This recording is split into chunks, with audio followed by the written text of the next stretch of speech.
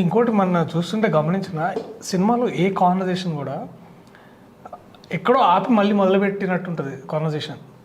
Like అంటే between any characters, any of our characters, whether it is ఇప్పుడు కూడా తను వచ్చి బావా అని ఎట్లా ఏమన్నా ఐఫోన్ ఛార్జర్ ఉందా, ఇందాకే మాట్లాడి అయిపోయిందో మళ్ళీ వచ్చి మాట్లాడతారు చూడు. So it is all through the film మన క్యారెక్టర్స్ అందరూ ఎక్కడో అబ్రప్ట్గా స్టార్ట్ చేసినట్టు మాట్లాడతారు అంతా. పేర్లు కూడా పిలుచుకుంటారు ఆయన అంటే సాయిలో ఏదో పేర్లు తప్పితే I think all conversations are beautiful in terms of how each other we were talking అనమాట. ఇట్ ఆల్మోస్ట్ లుక్స్ లైక్ ఒక రియల్ ఫ్యామిలీ ఇంట్లో వాళ్ళకి తెలియకుండా కెమెరా పెడితే వాళ్ళు ఎలా పొజిషన్స్ కూడా మేము ఏదైనా ఒకవేళ మాస్టర్ షాట్ అది తీస్తున్నప్పుడు sir is to be so careful about positions. ఆ బిగినింగ్ సీన్లో నన్ను అడుగుతారు కదా మీ బిడ్డనా అవన్నీ అడిగినప్పుడు మనస్విని యాక్చువల్లీ పెద్దమ్మ తుడుస్తూ ఉంటుంది తల. ఆ స్మాల్ న్యూయన్సెస్ ఏంటంటే పిల్లలు ఉంటారు ఇద్దరు చిన్న లైక్ మాకు సిస్టర్స్ అయ్యే వరుసలో వాళ్ళు ఎప్పుడు వాళ్ళ ఓన్ పేరెంట్స్ దగ్గర కూర్చోరు సినిమాలో. They are always with their పెద్దమ్మ పెద్దనాన్న లేదంటే దర్శి దగ్గర ఉంటారు, నా దగ్గర ఉంటారు. ఆ చిన్న చిన్న న్యూయన్సెస్ ఏంటంటే ఫ్యామిలీలో అలానే ఉంటాం కదా. ఇప్పుడు నేను ఒకవేళ మా రిలేటివ్స్ ఇంటికి వెళ్తే రిలేటివ్స్ ఇంటికి వెళ్ళినంతసేపు అట్లీస్ట్ నేను మా అమ్మ నాన్నతో ఉండను, మా పిన్నితో కూర్చోవాలి మా అత్తతో కూర్చోవాలి, ఎందుకంటే వాళ్ళతో తక్కువసేపు ఉంటాము అన్న దాంతో. అట్లాంటివి I think very small nuances are there in the movie. So Darshi garu ఇంతకీ మీరు అప్పు ఎందుకు చేశారు సినిమాలో అండ్ పెళ్లి ఎందుకు చేసుకుంటున్నారు? అప్పు తీర్చడానికి పెళ్లికి ఏంటి సంబంధం? సో బేసికలీ ఏంటంటే ఆ రోజులలో నేను అప్పుడు బజాజ్ ఫైనాన్స్లో లోన్ తీసుకున్నాను అనమాట. సో బజాజ్ ఫైనాన్స్ కాదు ఈ సినిమాకి బలగం 2 అని తీస్తే కనుక ఈయనే కథనం రైటర్ మేబీ కథనం అప్పుడు ఫుల్ క్యారెక్టర్ చేయాలి. అమ్మ అప్పుడు కూడా చేయకపోతే ఇక్కడ నా ఫ్రస్ట్రేషన్. అప్పుడు మాకు ఇద్దరు పిల్లలు, అప్పుడు వేరే హీరోని పెడతాను నేను, అప్పుడు నేను డైరెక్షన్ చేస్తాను. ఇందులో కసంతా అందులో తీసుకుంటాను. ఇంతకీ చెప్పలేదు అంటే ఇదే కీ పాయింట్ అవుతుందా బలగానికి? మీ అప్పు తీర్చడానికి ఫ్యామిలీ అంతా కదిలి వస్తారు. అవునండి. సో బేసికలీ మేము అప్పుడు అన్ని చిట్టీలు కడతాం అనమాట. నేను చెప్పేవేవి నమ్మకండి, కింద డిస్క్రిప్షన్ ఇవ్వండి. ఇప్పుడు చెప్పండి సార్. సో బేసికలీ మా నాన్న వీళ్ళ నాన్న దగ్గర చిట్టి కడతాడు, వాళ్ళ నాన్న వాళ్ళ అమ్మ దగ్గర కడతాడు చిట్టి. సో ఇట్లా చిట్టి అవన్నీ ఎత్తుకుపోతారా? అట్లాంటిది లేదు, ఈయన వేరే ఓన్లీ టైలర్ ఆయన బేసికల్లీ దాంట్లో. సో మా ఫ్యామిలీ టైలర్ అవుతాడు అనమాట ఆయన. సో ఇట్లాంటి నేను అందుకే అంటున్నా, మీరు దీన్ని ఈ కన్ఫ్యూజన్ పోవాలంటే March 3rd సినిమా చూడండి basically, and you will love it.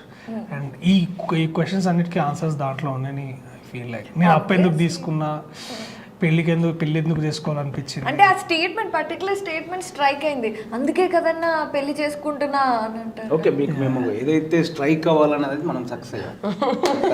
ఆ కటింగ్ సక్సెస్ అయింది. మీరు పక్క పెళ్లి అనేది మోస్ట్ ఇంపార్టెంట్, ఇది ఆడియన్కి వెళ్ళాలి అని ఒక పాయింట్ ఆఫ్ లో కట్ చేసాం కాబట్టి అది రీచ్ అయింది. We are very happy. ఇంకొకటి కూడా ఉంది, అదేంటి ఈ ఎవరు వచ్చి ఎవరితో అంటారో తెలియదు కానీ అది స్ట్రాంగ్ డైలాగ్.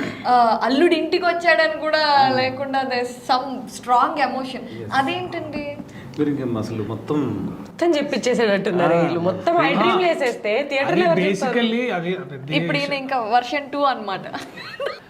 లేదు ఆయన అంటే జనరలీ బావ ఇంట్లో బావ వస్తే అందరూ చాలా రెస్పెక్ట్గా చూస్తారు కదా. సో మేము నల్లి బొక్క పెట్టలేదని అలుగుతున్నాడు ఆయన బేసికలీ. సో దానివల్ల ఇజ్జత్ పోతున్నదని ఫీల్ అయ్యి అట్లా ఆ డైలాగ్ చెప్పాడు అనమాట. ఓకే, నిజంగా చెప్పు, జబర్దస్త్ లో ఉన్నట్టుందా వేణు గారు మీకు?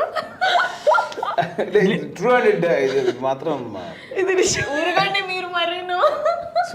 ఇక చెప్పు, నేను ఇప్పుడు అప్పు ఎందుకు తీసుకున్నాను? అదే బజాజ్ ఫైనాన్స్ లోన్ తీసుకున్నా, దాన్ని తీర్చడానికి అప్పు చేసిన. వాడు బజాజ్ ఫైనాన్స్ అప్పు కలెక్టర్ లా కనిపించాడు.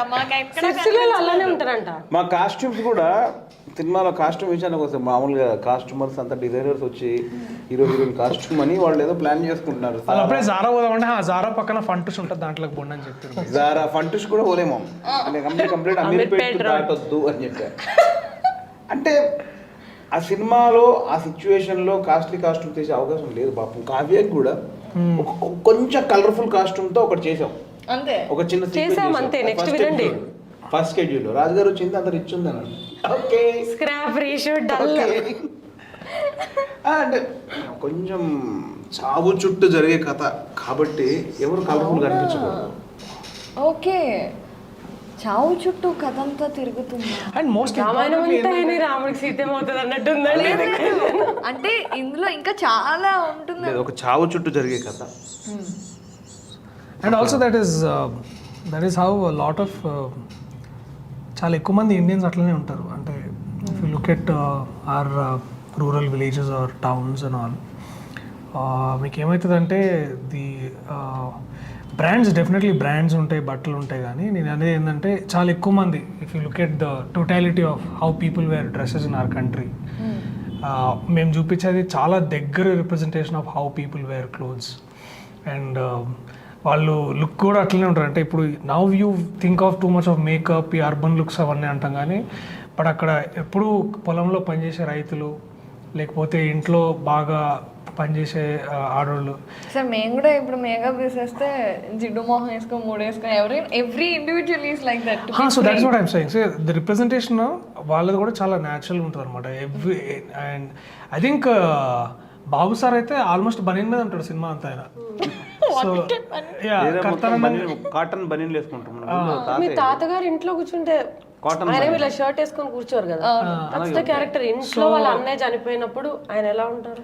అండ్ అవును, కరెక్ట్. కాటన్ బనీన్ వైట్ ఒకటే ఆయన ఒకటే వేసుకుంటాడు. So all of this is ఏంటంటే చాలా డీప్ లెవెల్లో కేర్ తీసుకున్నాడు అనమాట. సో దట్ వే వేణన్న హ్యాస్, ఎందుకంటే I want to speak more about these people because వాళ్ళ పర్ఫార్మెన్స్ కూడా ఎందుకు ఎలివేట్ అయిందంటే అవి ఎక్కడ సిచ్యువేట్ చేసినాం అనేది కూడా చాలా ఇంపార్టెన్స్ ఉంటుంది.